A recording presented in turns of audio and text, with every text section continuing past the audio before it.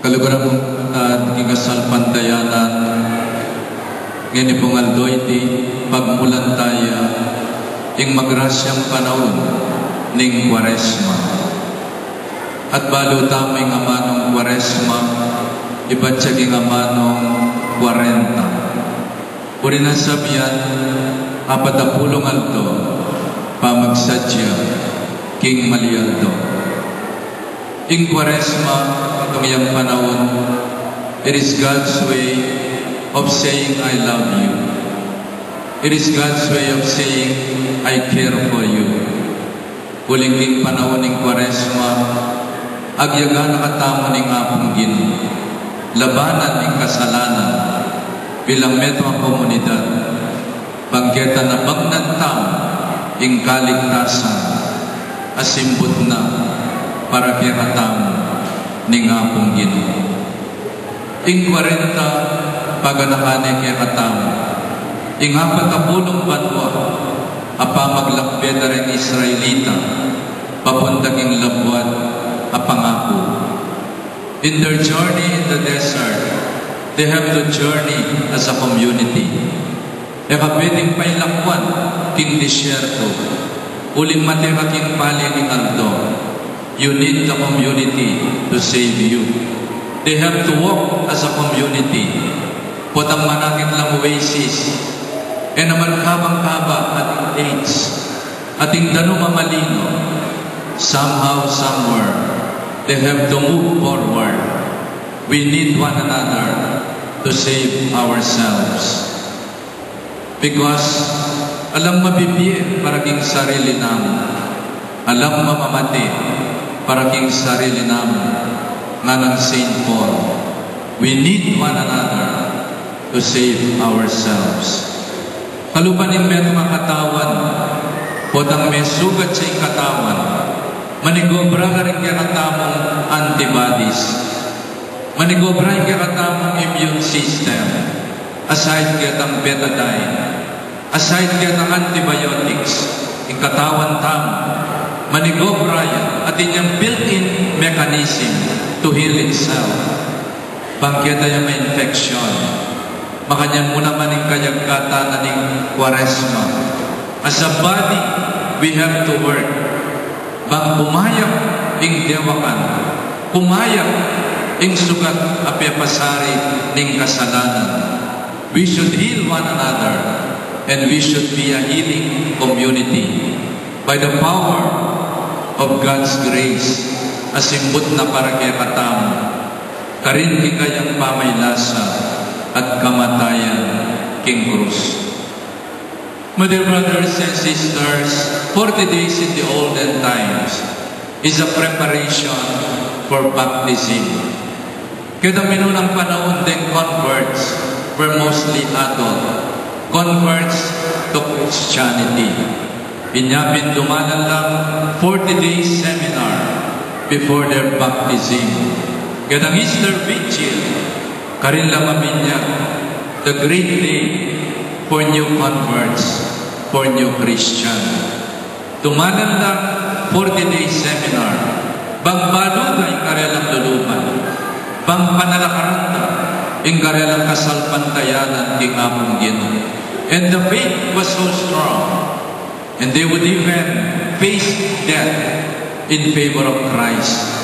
Agyang pang pepakandalang leon, pemutot do puntok, dinerang dala ka rin paril niya, sila bandong mapien, may natili lang matatag, king karelang kasalpantayanan, penalakaran di Kristo, in the face of death. Kaya ka lang kaya katamo, may binyag tamo, inyang bingon tamo pa mo. Nyabi ng panahon ng Kwaresma, may tumiyang kayagkatan, itangad tala rin puso tamo, yat na tala rin kaisipan tamo, karingamano ng Ginoo. So that in knowing Christ, panalakaran tayo. E tamo mo dapat Kristiyano basta-basta. Kailangan Kristiyano tamong matatag, manalakaran, itayain sarili, para kimbiyanan ng parokya, at kimbiyanan ng Santa Iglesia. Ing kayo sana ng Kwaresma, ing kayong laikos, lumakad ta mga biyabe, itaya ing sarili, bangketa, para king obra ng Santa Iglesia, manalakaran, para king kasampantayanan. To be participants in the playing field of our faith. Etana mo sana manalbe, nune lumakad ta mga biyabe, itaya ing sarili. Let us be participants in the great drama of the Paschal Mystery, agampanan tamo, King Malialdo. My dear brothers and sisters, nano po yung programa na ning Kwaresma. Kining Miyerkules ni nga po, maganahanang kaya katamo. Simple yang ing programa na ning Kwaresma. Number 1, almsgiving. Number 2, prayer. And number 3, fasting o pamagayuno. Mga nanutalang i-apply king pamipiyam-yatam, dening atlo, almsgiving, prayer, and fasting. Muna-muna, almsgiving. Lent is inviting us to go on a process of decentralization. Nung lugarin from the self, we should be more aware of other people. At nung meto nga bagya dapat tamong labanan, king kiratamong sarili, yapin niya itang kayumutan na ugali. Itang pamaging makasarili, ang magdalang kasiran, king kiratamong pamipiyem-yem. Ing pamaging makasarili, may ngaring ubingan, kikitaning ikina, at nung misa na lang aliwang manyira, king sarili tamo, nung aliwang kiratamong individualistic attitude, indifference to our fellow men, lack of sensitivity to the needs of other people. Nyapin almsgiving, lumaltamo ka rin kaluban ning makasariling pamipiyem-yem. At nung ating meto nga pagi, the worst thing, maybe one of the bad words that can people tell you, is that PI mo, not talentado, lecture, whatever. Excuse me for that word. Metong ka rin peka matsurang naman, pwede nang sabihan keka. Yapin niya itang ika, maimut ka, bastos ka. Pati sinabi ng maimut ka, tampaling ay taking pangatao mo. Uling miyawas ka para itake, may sarili, itayay sarili, alitang sarilinan me, ingbiya mo. Lent is a call for us to get out from ourselves, from our selfishness, from our indifferent attitude. Let us be more aware of the needs of other people. Let us be other-centered. Let us share our time, our talent, and treasure.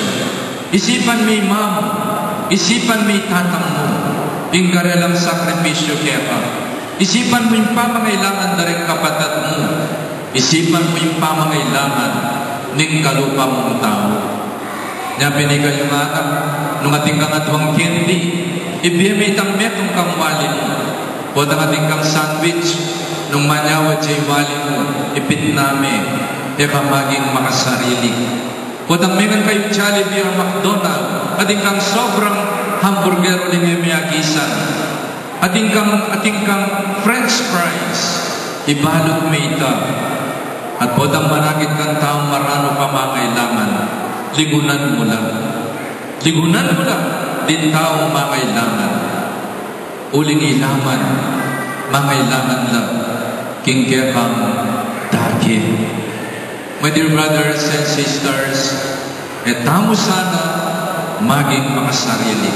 Nung ika magobra na ka, isipan mo yung gastos ng pamilya, the financial needs of the family. Share in the finances of your family. Mag-volunteer kang ika ng mamayat kin kuryente. Saligang meto ang kabanayabiyas every month. Papag-aral mo din wali mo. Dinan mong bakal din wali mo. You've got to share for the good of the family. O dang ikaw ay tayatang ng sarili tamo para king kapangananing parokya. Mibaman niya at subliyang niya ing kiratamong parokya. Ing kiratamong balen, ing keratamong pamilya, ing labwad ang pangako, ing bayang piye, apagdulapan tamo, maganap yan. Putang itamo balo tamo itaya, ing sarili tamo, para king metong at metong. Nung mga naming ginunte yan ing sarili na, karin king krus, alam pa mga birang king sarili. He gave it all, consumatum est, makanyad mo naman sana. Itaya taming sarili tamo, para king kapakananan ng pamilya. Aliway sariling pagdulapan tamo, putang yung natayong sarili tamo, malasaking kamata, malasaking pamilya, nung isarili mo, yung pantunan mo. Prayer would mean humility before God and before other people. When we pray, we humble ourselves before God. Sana pagkikwanan tamong sisimba balang Domingo. Ulimpot ang sisimba tamo. Kikilalanan tayo upaya ng Diyos. Kikiratamong pamibiyebiyeb. Because we cannot live a day longer. Nung nakatamo, di nanbiye at sikanan ng apunggit. Panalangin, simba ka balang Domingo, simba kaldo-aldo ng magyong, uling kikilalanan ng Diyos, ing mayupaya, ing biya mo makayugneya, king apunggit. At nung buryani ng apunggit umabata biya, nung buryani ng apunggit sana nakatamo po tang beni. Sana'y tayo kakalimwa ng Diyos, king pamibiyebiyeb tamo. Dinantayang Diyos, ing katawan tamo. Uling delikado kabili, nung wala kang Diyos katawan. Dinantayang Diyos, ing katawan tamo. Kilalanan tayong Diyos. Nabangnan tamo, ing grasya pabiya na kiyakatamo. Kareng sakramento, ing milagro niya pag nakiyakatamo. Ing banalamisa, ing kayangaman. Let the Word of God change our mind, our values, and our attitude. And let the body of Christ permeate into our being so that our attitude and values becomes like that of Jesus Christ. Prayer would mean humility. Kababanlo, karimpeng aritam. Etamo sana magmataslo, karimpeng aritam. Siklod ka, agyang magobra na ka, sikloran may mamo. Kilalanan mo rin gamat na pepakan keka, peparagol keka, kin keka, at minantabi kaya kanyang papatalan ka. Igalang yung rin matwayo. E may panag ka sa ni ma'am, e mo panalangin ng matene sana itatang mo. E may lalabas tanganan ng pengari mo, uling ilugod pengari, magdalang kapatawaran, karing kasalanan, at kanawan king pamibiyebiyeb. Igayong anak niya mo, lalaban ka rin matwayo. E yung pamakibatan, reasonaw. Pero yung mo lalaban. E yung pagmatasan ding pengari. E kasalanan ng magmatulit. Igay naman pengari ng magmatulit na rin anak yung pakiramdaman nyo lang. Uling lumisan ustula. Pero lumisan ustula naman din pengari. Listen to one another. Alinang may pagkatas kayo do. Humility, love, and respect towards our parents. Pamagayon o rin ang sabyan. Labanan tamo yung nanong mga nyunig dewakan king pamibiyebiyetang. E tamo sana paano ganin magreklamo sa sainsing. Because nung misan, ing kasakitan dagay nining biyetang. There are times that we need to make sacrifices. At yung oras alang marimlang damo, it should be no big deal. At yung oras sa itamo dapat mag-aircon, pulling alang power, no big deal. At yung oras sa kailangan tamong mga pakbit, o kaya naman lagad na palya, no big deal. Let us learn the art of sacrifice. Let us learn the art of taming our taste. Manyaman tamo batal. Pero yung pamangan, yung ulam yung manyaman, etamo sana dapat magreklamo. Etamo sana dapat sasayinsing. Let us learn the art of sacrifice. Nung minsan kailangan magayuno tamo. Let us fast on luxury. And let us feast on austerity. Mabiyasa tamang magtipid. Alin naman kuripot. Ing kuripot tao yung bastos. Ing matipid. Balo ng gamitan. Ing kayang financial situation. Let us pass on casino. Magayon na tamo kayong pamagsugal, makalipit ng sugal. Magayon na tamo kayong pamaglasing ang pong katakawan. Magayon na tamo kayong nanumang pita ng laman. Magayon na tamo kayong nanumang bisyo. Uli nung mo dininan kontrol, ikya ang bisyo. At yung kayong-yungan mo kayong maro, ibulin na nakaking kumunoy ng kasalanan. So my dear brothers and sisters, sana mabiyasa tamang magsakripisyo. In the face of want and lack, sana ita magreklamo. Ulimpot ang magayon ng tao, makirake tamo din kasakitan, darek na kalatao. Take it this way. Putang ika magayon ka, when there is something lacking, alam patis, okay mo. Alam manyaman na ulam, fried chicken, okay mo. It is our way of sharing. King kasakitan darek aliwang tao. Potang makaranas tamang sakit punto o sakit ipan. Let us learn the art of offering our pain and sacrifice. Ang magdalang kaligtasan. At yung tamang dagi, yung kasakitan na ninggit. At potang itamo daralan tamang kasakitan, take it a privilege that God is calling us to share in His suffering.